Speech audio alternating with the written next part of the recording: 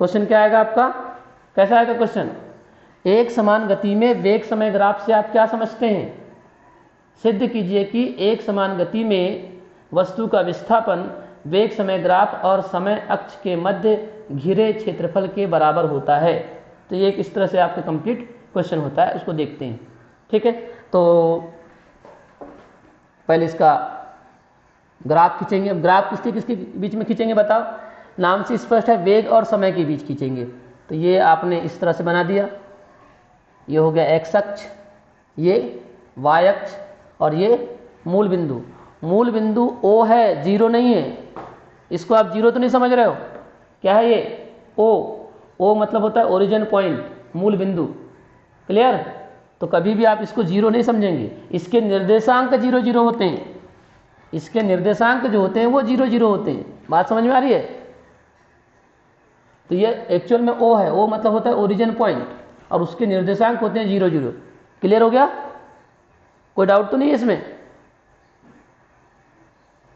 तो ये हटा दिया मैंने यहां से। और हम ग्राफ किसके बीच में खींच रहे हैं बताओ भाई, वेग और समय। तो यहां पर मैंने इस अक्ष पर, एक्स अक्ष पर मैंने समय ले लिया और वाई अक्ष पर मैंने ले लिया क्या, वेग। ये इस तरह से, तो इस अक्ष पर मैं समय ले लिया, इस वाई अक्ष पर मैंने वेग ले लिया। और मैं मान के चलता हूं कि पहला समय है t1, पहले समय t1 पर वेग कितना है, v है। कितना है, वेग v है। और t2 समय पर भी वेग कितना होगा, v ही होगा। क्यों होगा बताओ, बताइए। जब इसको आप मिलाएंगे इस तरह से, ऐसे ही मिलाते थे आप लोग, ऐसे ही मिलाते थे, नहीं मिलाते थे, है ना। और t2 समय पर भी वेग,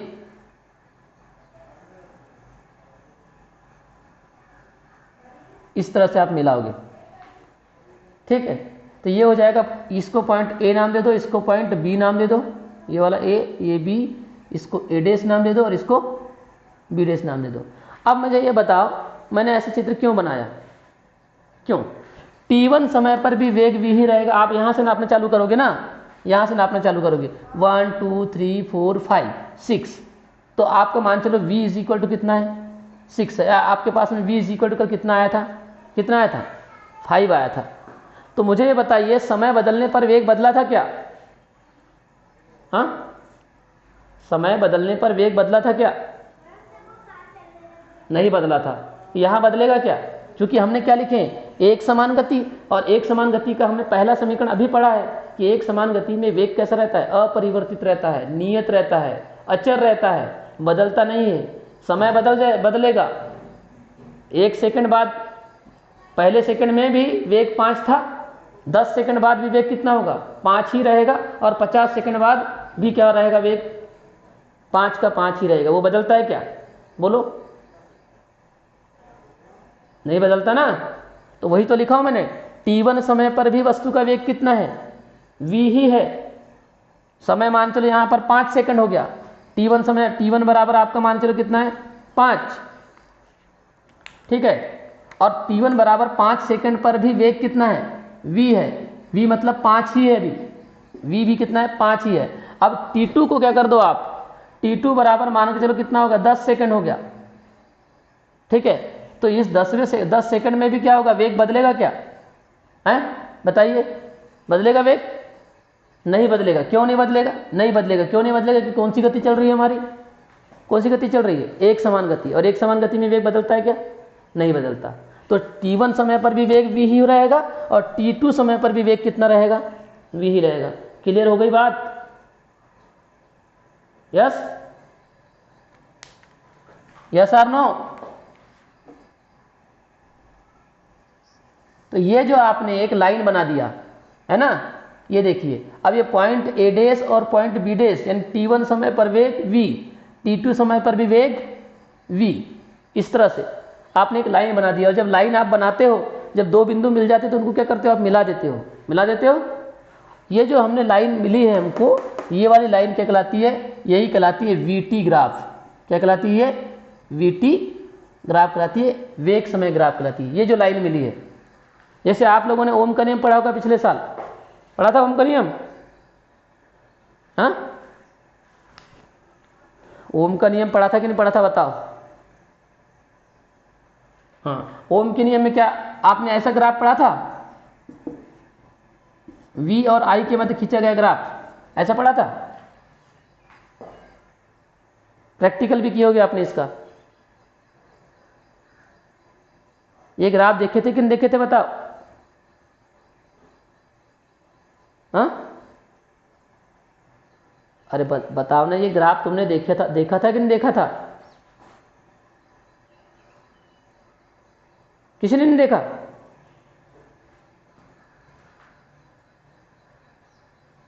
अरे तुम बोलते क्यों नहीं भाई?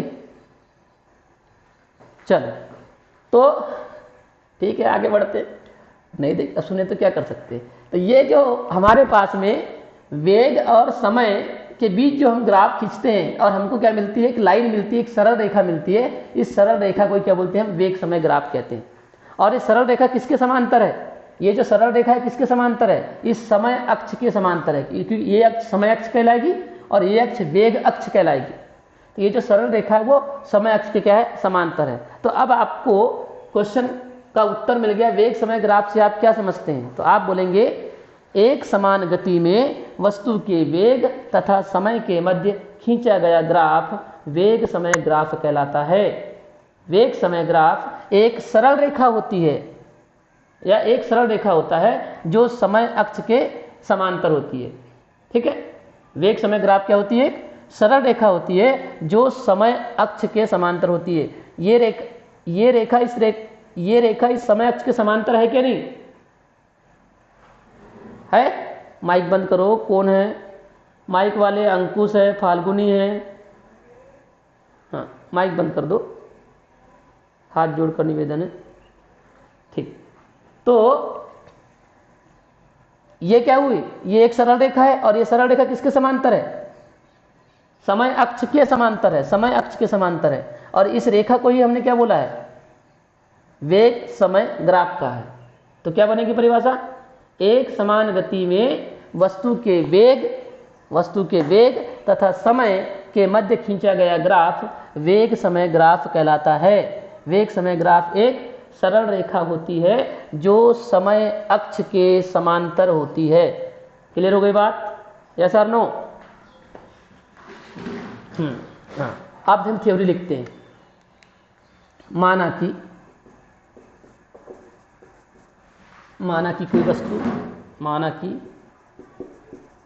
कोई वस्तु, वही थ्योरी लिख रहा हूं जो इसके पहले लिखा था।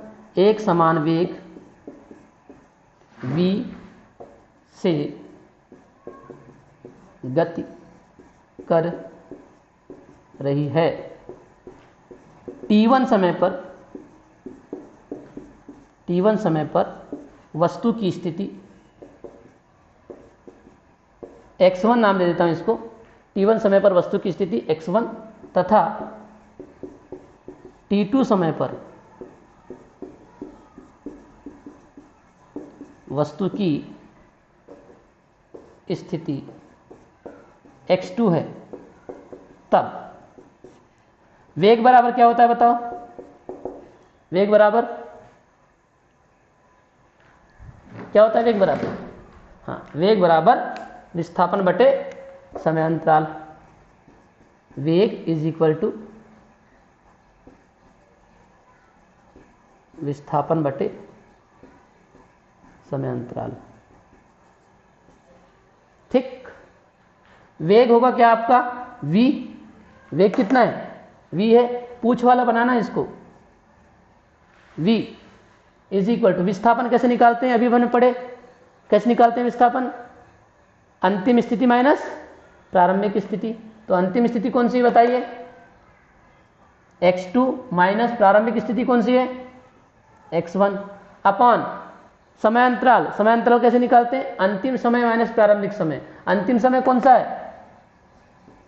t2 माइनस प्रारंभिक समय कौन सा है? t1। क्लियर? यहां तक ठीक है? आगे बढ़ो। इस t2 माइनस t1 को यहां गुणा कर दो, है ना? तो क्या मिलेगा इस तरफ बताओ? केवल ये बच जाएगा। एक स्टेप कर देता हूं, चलो, बहुत भोले हो तुम लोग। v t2 minus t1 is equal to x2 minus x1, है ना।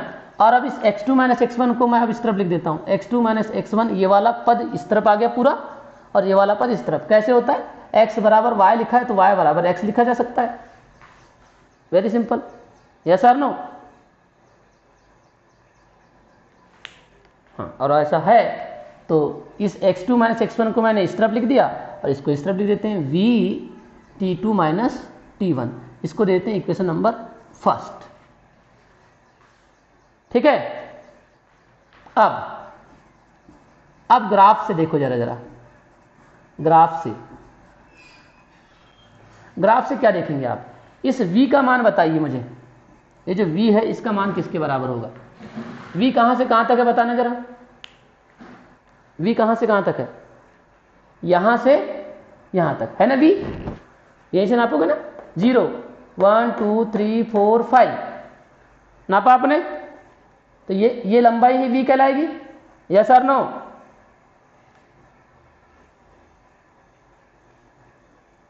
अरे वेग को यहीं से नाप, ये वेग अक्ष है कि नहीं, तो वेग को यहीं से नापोगे कि नहीं, 1 2 3 4 5, तो ये लंबाई ही v कहलाएगी कि नहीं कहलाएगी, यस और नो। हाँ, ये v कहलाएगी, यस। जब ये v कहलाएगी तो ये किसके इक्वल होगी बताओ, किसके इक्वल होगी, बोलो, होगी किसके इक्वल, ए डैश, हाँ ए डैश ए या ए डैश के इक्वल होगी, क्लियर है, ठीक। तो हम v को क्या लिख सकते हैं बताइए, ए डैश, समझ गए, ये लंबाई है यहां से लेकर यहां तक की v है, तो ये जो लंबाई है किसके बराबर होगी, ए डैश के बराबर हो जाएगी, क्लियर। तथा अब इसका भी मान निकालो, t2 माइनस t1, हाँ आप बताओ t2 कहां से कहां तक है, t2 का मान कौन सा होगा बोलो, t2 का मान कौन सा होगा, बिंदु b, ये हाँ ये वाला बिंदु b। तो कैसे नापोगे t2 बताना, ऐसे नापोगे ना, यहां से यहीं से नापोगे, मैंने t2 बराबर 10 सेकंड लिए मान, तो कैसे नापोगे 1 2 3 4 5 6 7 8 9 10, ऐसा नापोगे कि नहीं। तो कहां से नापोगे, o से यहां तक नापोगे, तो बताओ t2 बराबर कितना होगा, कितना होगा, अरे OB होगा कि नहीं, OB यहां से नापना स्टार्ट किया तो यहां से नापोगे ना ऐसे यहां तक के, तो कितना हुआ t2 बराबर कितना हुआ, OB हुआ, हाँ OB माइनस, अब t1 कितना होगा बताओ, t1 कितना होगा, OA, बिल्कुल यहां से नापोगे 1 2 3 4 5 हुआ मान चले यहां पर, तो OA ये t1 हो जाएगा। हाँ अब मुझे बताओ इस OB में से OA को घटाओगे तो क्या मिलेगा, OB में से OA को घटाओगे तो क्या मिलेगा, AB, बिल्कुल है ना भाई। यहां तक के ये क्या है, यहां तक क्या है OB और यहां तक क्या है OA, तो इस OB में से उस OA को घटा देंगे तो इतना ही तो मिलेगा अपने को, इतने में से इतने को घटा देंगे तो इतना मिलेगा कि नहीं मिलेगा, क्लियर है। हाँ तो कितना आएगा बताओ, AB आएगा, यस और नो। बस v का मान निकल गया, t2 माइनस t1 का मान निकल गया, समीकरण नंबर 1 में रख दो। तो समीकरण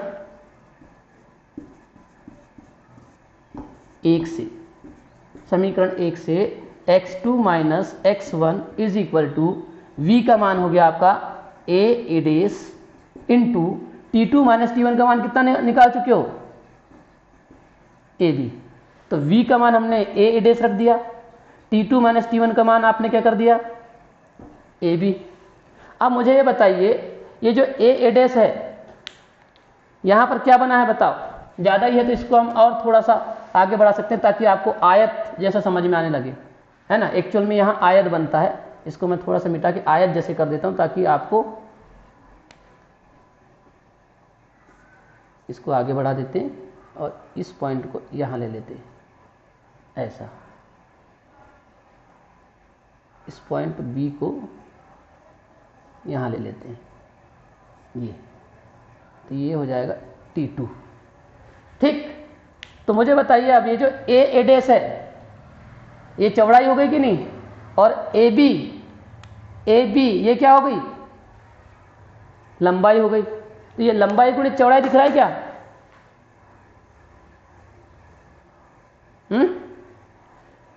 दिख रहा है? अरे भैया, ये एक आयत है और इस आयत में ए डैश क्या है, ए डैश चौड़ाई, और ए बी क्या है, ए से लेकर बी, ये क्या है, लंबाई। तो ये क्या बना बताओ, लंबाई गुणित चौड़ाई बना कि नहीं बना? और लंबाई गुणित चौड़ाई क्या होता है बताओ, क्या होता है लंबाई गुणित चौड़ाई? क्षेत्रफल।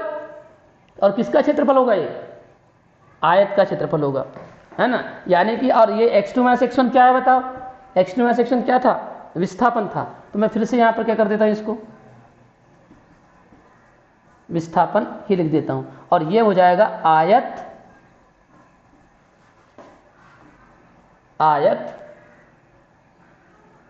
ए बी, सॉरी यह बी डैश था, A B dash A dash, आयत A B dash A dash का क्षेत्रफल।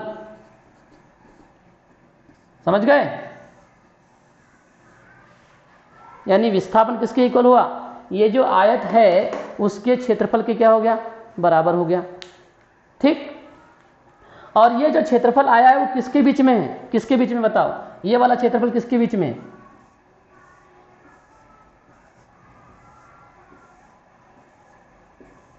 इस क्षेत्रफल के बारे में बात कर रहे हैं, ये किसके बीच में है, बोलिए। ये है वेग समय ग्राफ और समय अक्ष के बीच, किसके बीच है, ये जो क्षेत्रफल आया आपके पास में, आयत का क्षेत्रफल A B dash A dash, ये किसके बीच में है, ये वेग समय ग्राफ और समय अक्ष के मध्य है ना। तो यहां पर हम अतः करके लाइन लिखते हैं, अतः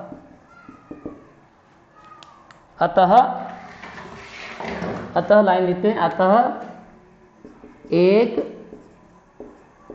समान गति में वस्तु का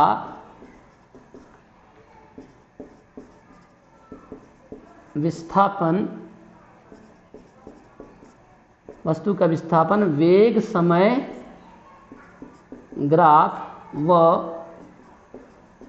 समय अक्ष के मध्य घिरे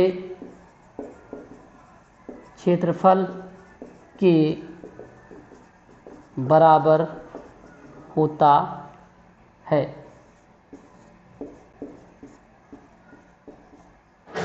समझ गए? ठीक है, कहने का मतलब क्या हुआ, ये जो आयत का क्षेत्रफल है, ये आयत कहाँ बना हुआ है, ये कहाँ घिरा हुआ है आयत, ये आयत कहाँ पर घिरा हुआ है, ये आयत घिरा हुआ है वेग समय ग्राफ और समय अक्ष के बीच घिरा हुआ है, ये क्षेत्रफल है कि नहीं घिरा हुआ। और यही आयत का क्षेत्रफल किसके बराबर आ चुका है, विस्थापन के बराबर आ चुका है। तो हमने वही तो लिखा है, अतः एक समान गति में, तो ये लाइन कहाँ से लिखा है हमने, एक समान गति में वस्तु का विस्थापन, तो ये हो गया वस्तु का विस्थापन किसके बराबर है, तो वेग समय ग्राफ और समय अक्ष के मध्य घिरे क्षेत्रफल के क्या है, बराबर है। समझ गए इस लाइन का मतलब, यस और नो। ठीक, वस्तु का विस्थापन इस क्षेत्रफल के बराबर है, और ये वाला क्षेत्रफल कहाँ घिरा है, कहाँ घिरा हुआ है, वेग समय ग्राफ और समय अक्ष, वेग समय ग्राफ और समय अक्ष के मध्य घिरा हुआ है। यह है वेग समय ग्राफ, यह है समय अक्ष, इसके बीच में घिरा हुआ है ये क्षेत्रफल। तो वही हमने लिखा है, अतः एक समान गति में वस्तु का वेग विस्थापन वस्तु का विस्थापन वेग समय ग्राफ व समय अक्ष के मध्य घिरे क्षेत्रफल के क्या होता है, बराबर होता है। क्लियर? यस और नो? बन जाएगा सबसे? तो बड़ा कठिन काम नहीं है। माना कि कोई वस्तु एक समान वेग v से गति कर रही है, t1 समय पर वस्तु का स्थिति x1, t2 समय पर वस्तु की स्थिति x2 है, तब विस्थापन वेग बराबर विस्थापन बटे समय अंतराल। विस्थापन मतलब अंतिम स्थिति माइनस प्रारंभिक स्थिति, समय अंतराल अंतिम समय माइनस प्रारंभिक समय। यहाँ से थोड़ा सा गुणा कर दिया इसका, तो आ गया x2 minus x1 is equal to v t2 minus t1 equation number first. और ग्राफ से हमने v का मान निकाल लिया और t2 माइनस t1 का मान निकाल लिया और उसको वहाँ पर रख दिया। और रखने पर हमने ये पाया कि ये लंबाई गुणित चौड़ाई बन रहा है, मतलब एक आयत का क्षेत्रफल बन रहा है। और ये आयत का जो क्षेत्रफल है वो विस्थापन के क्या है, बराबर है। और ये आयत का क्षेत्रफल इस वेग समय ग्राफ और समय अक्ष के मध्य घिरा हुआ है, इसलिए हमने ये लाइन लिखा। अतः एक समान गति में वस्तु का विस्थापन वेग समय ग्राफ व समय अक्ष के मध्य घिरे क्षेत्रफल के क्या होता है, बराबर होता है। क्लियर? ओके। अच्छा, एक बात यहाँ पर सोचने वाली नहीं है, एक बार बात आपके दिमाग में नहीं आई यहाँ कि भाई विस्थापन जो है वो क्षेत्रफल के बराबर हो गया। ये बात समझ में नहीं आई? कैसे इसको आपने हजम कर लिया है? विस्थापन का तो मात्रक मीटर होता है, ये अलग राशि है। क्षेत्रफल का मात्रक मीटर स्क्वायर होता है, ये अलग राशि है। फिर दोनों कैसे बराबर हो गई? हाँ, जबकि मैंने पहले बताया था कि भाई एक राशि के बराबर ही दूसरी राशि होगी। तो ये थोड़ा सा आश्चर्य नहीं लग रहा है? विस्थापन के बराबर क्षेत्रफल लिख दिया हमने। यहां पर एक्चुअल में जो है विस्थापन का मान जो होता है ना, विस्थापन का मात्रक मीटर ही होगा, लेकिन ये जो आपके पास में क्षेत्रफल आएगा, जैसे मान चलिए आयत है, इसका क्षेत्रफल आया मान चलिए 2, ये लंबाई है आपकी 2 और ये है आपकी लंबाई कितनी 3, तो 2 तिया कितने आएगा इसका बताओ, क्षेत्रफल कितना आएगा? 6 मीटर स्क्वायर आएगा कि नहीं आएगा? आएगा। लेकिन यहां पर इसका मात्रक नहीं लिया जाएगा। यहां पर आयत का क्षेत्रफल तो ठीक है, क्षेत्र